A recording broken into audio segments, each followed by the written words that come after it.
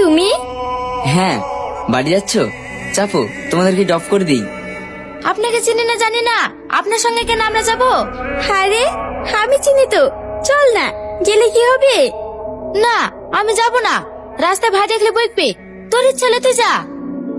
ঠিক আছে। বস, খবর কলকাতা। মানে মানে সেলিম প্রেমে পড়িছে। তোদের জীবন আবার প্রেম? তোদের ব্যাকগ্রাউন্ড জানলে কেউ প্রেম করবে? সবাই তো হাসবে রে। কোথায় যাচ্ছিস? আসছি। হ্যাঁ, আমি হাসি বলছি। হ্যাঁ, বলো।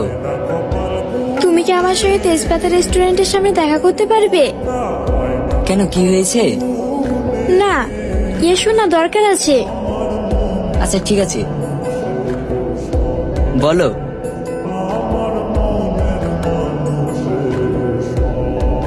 এই নাও আমার বিয়ের কার্ড।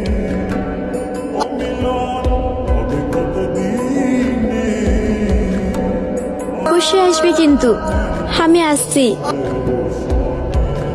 কিছু বলবে? কংগ্রেচুলেশন।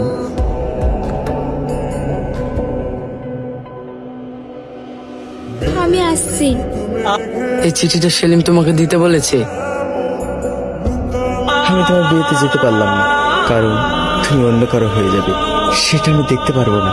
হয়তো আর কোনোদিন আমাদের দেখা হবে না। তুমি ভালো থেকো।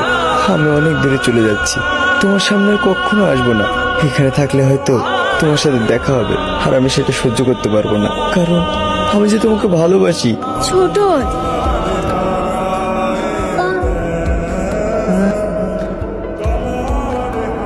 তুমি কোথায় যাচ্ছ? জানি না। তুমি আমাকে ভালোবাসো? কি হলো, চুপ করে আছো কেন, বলো। হ্যাঁ, ভালোবাসি। এই ভালোবাসি কথাটা বলতে এত সময় লাগিয়ে দিলে, এতদিন কেন বলনি? আর ভালো যখন বাসো, তাহলে আমাকে ছেড়ে তুমি কেন চলে যাচ্ছিলে? আমি তোমাকে ভালোবাসি, কথাটা বলতে পারিনি কারণ আমি চোর, ছিনতাইকারী, রাস্তার ছেলে।